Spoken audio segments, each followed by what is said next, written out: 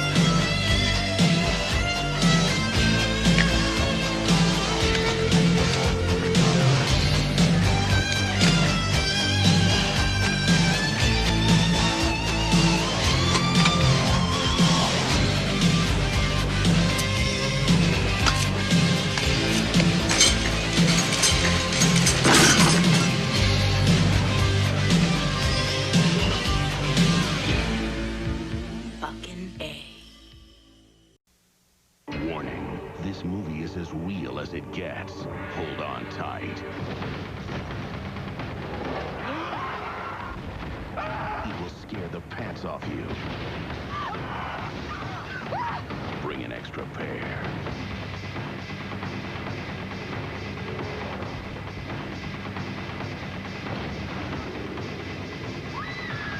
Final Destination. I hope you're ready for this. Rated R. Now playing. Hey, this is Matt once again. Welcome back to another review. This is another request for Felix. Thank you so much for that. If anyone wants to request pretty much any type of video, you'd request it either send it directly to my PayPal or join me on my Patreon. Both links are down below in the info box. Now this is about Final Destination 2, which I believe I did see this in the theater. And although I don't like it killed off certain characters from the first film, usually as a pet peeve of mine. On the flip side, this actually is my favorite of the franchise. I really enjoy Final Destination 2. I really like the first one. This one was very fun. And David Ellis, sadly he's no longer with us, but he directed Snakes on a Plane, he directed Cellular, he directed this movie. Yeah, he directed Shark Night, which I wasn't a fan of, but his track record were just fun, entertaining movies with a certain pace and a certain... This is a guy who worked in the action genre in the background dealing with stunts, and you could tell when you watch his movies. I mean, the beginning of this has one of the most insane, crazy fucking openings. When you have the vision and you have the event happens, but this highway sequence, even nowadays if I'm on a highway, I think for even a brief second something like this happening. And because I think it's something that most of us, because the other ones, I've never been to a fucking race car rally, Daytona. I don't cross many bridges, and I haven't been on a roller coaster for like 20 years, but we all can go on the highway, most people every fucking day. And just how it was staged with the tree falling off and crashing through and crushing the guys to the point it goes out the backseat of the cop car and just fucking guts and blood. Just this biker that just fucking crushed, and explosions everywhere, and people trying to start their car and a semi just blowing it the fuck up, and people burning to death, and just cars flipping over. And it's well staged, it's well filmed, and yeah, there's CGI, but there's a lot of practical stuff too mixed in with CG. A lot of practical that really helps with the scene. And because you have a guy who worked behind the scenes in action films who knows what he's doing. And hell, there are people who don't like the film, but they like that sequence. It's a very well staged, insane, crazy as fuck sequence. And then you realize it's a vision, of course. But even the fact, I remember in the theater watching that open and I went, holy shit. Like, what the fuck? And then, when she steps out of the vision and the cop's there, he reacts to something, he's like, what the fuck? Grabs the girl, and right in front of them, a fucking semi crashes into her friends, and the way it was done, and the way it was filmed, I'm like, whoa, what the fuck? Like, I thought David Ellis did a really solid job directing this. He brought a fun energy to this. Now, we'll say the cast, I do think is a step down from the first one. I think that's one of the few issues I have with it. I don't mind the girl who's the lead, but to me, Devon Sawa was much better compared to her. And the other cast, some I don't mind. There's the one guy who, he doesn't believe in any of this. Then he starts freaking out, and there's even a point where he tries to kill himself, but he can't because death's not going to let you die if it's not your time. I actually like that idea.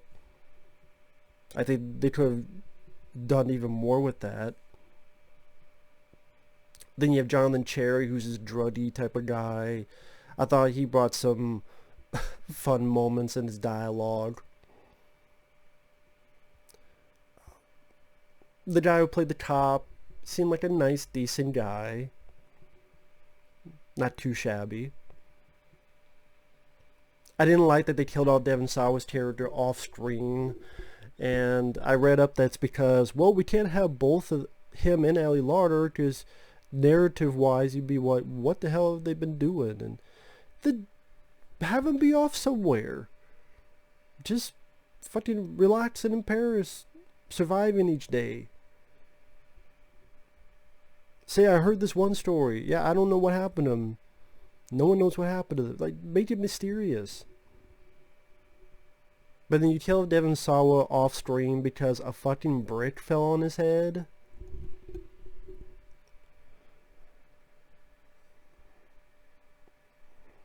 I guess they used that idea just because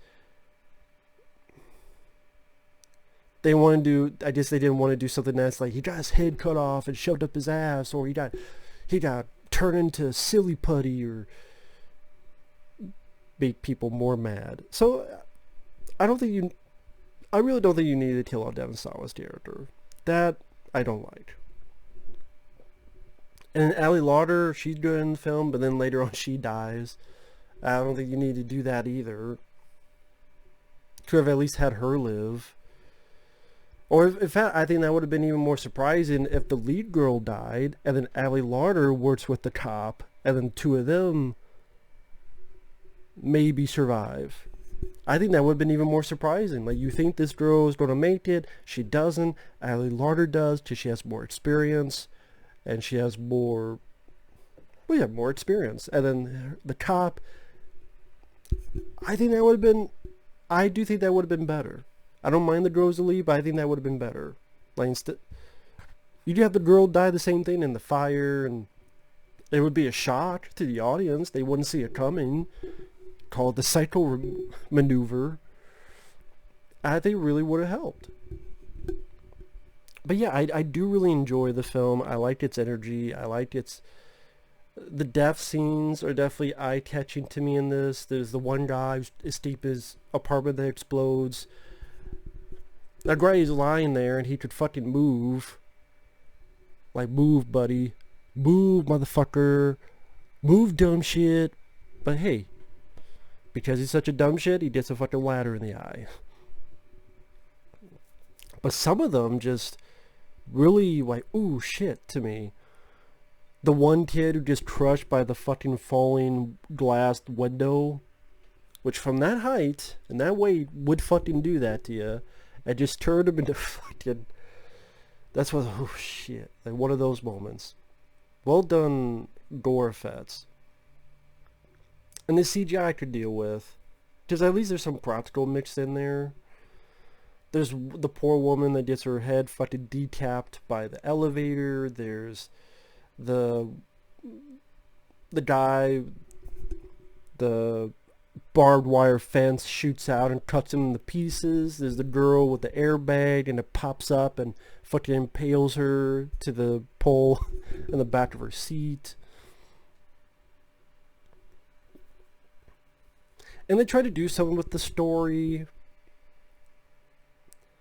which was the alternate ending of the first one, where, oh, maybe there was a pregnant woman and new life. Because that was the ending to the first movie, had no sequel bait ending.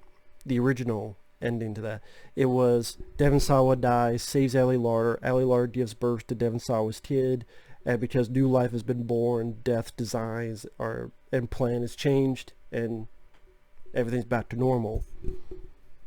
Then they changed that because they wanted more of a sequel bait ending. Get to this, then you realize, well, she wasn't really part of it. She was there, but she didn't get killed or anything. So, oh shit.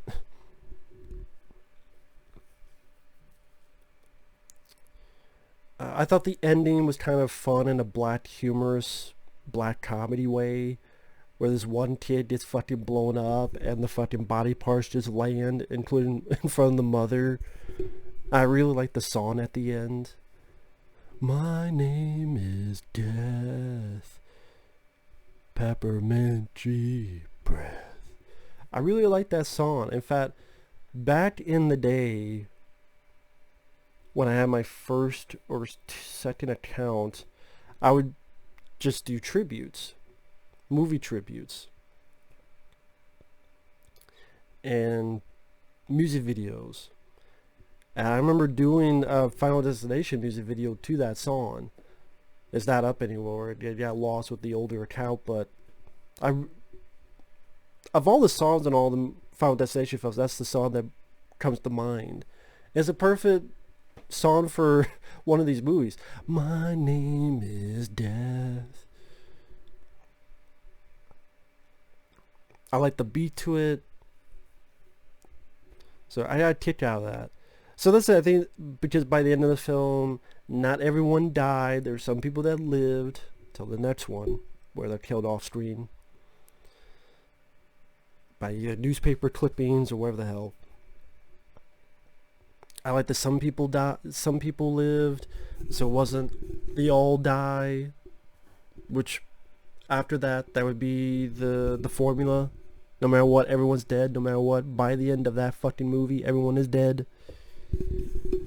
Okay, again, the fun energy, I thought I had some entertaining bits of humor, whether it be Jonathan Cherry's druggy character.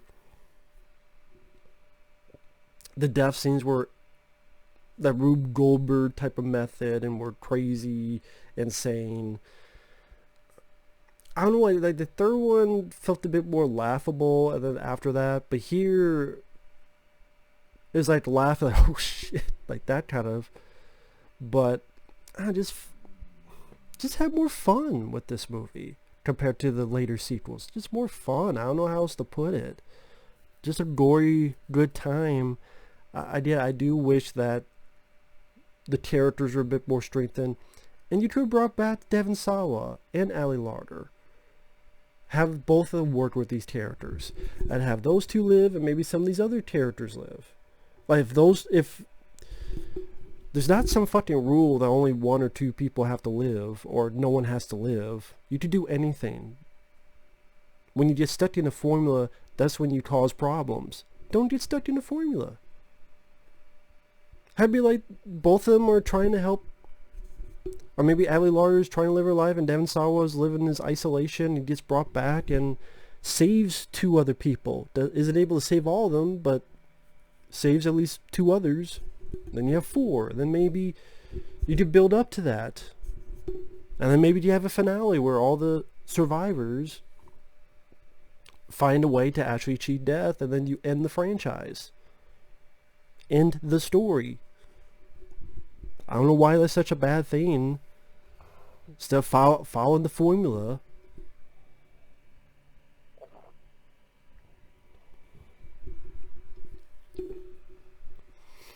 I did a different type of horror franchise. Just what's the formula of a franchise? If someone lives, by the next movie they're going to die. That happens a lot. Hell, Laurie Strode has died and then come back. Well, she died off screen in Halloween 4, then she came back for H2O, then she died, and then she came back because they ignored it. For to kill off Laurie Strode like two or three times. I mean, in the Halloween franchise. But either way, rest in peace, David Ellis, the director. I think you made quite a few fun films. I love Cellular with Chris Evans. I had fun with States on a Plane. This one I think is a ball. I mean, the opening is insane. The death scenes are fun. The characters I could deal with. But again, I think there's some improvements that could be made with it. I don't think you needed to kill off the characters from the first one. I think that was a mistake. Like I said, I love the song at the end. And it went at a good pace. I never got bored. And it has certain energy to it. I think David Ellis brought that into the film. Definitely, it doesn't have as much of the spooky atmosphere compared to the first. So I could understand why people like the first one the best, because it tried to be eerie, it tried to be creepy, and then they dropped that for all the other sequels. So I can understand that, but maybe because I had a great time in the theater, and this was the first where, okay, it was trying to be eerie and creepy, now it just balls out fun. Then the next 3, 4, 5 is like, okay, tired retreads. But yeah, I still love Final Destination too. So with that said, thanks for watching. Take care. We'll see you guys later. Bye bye.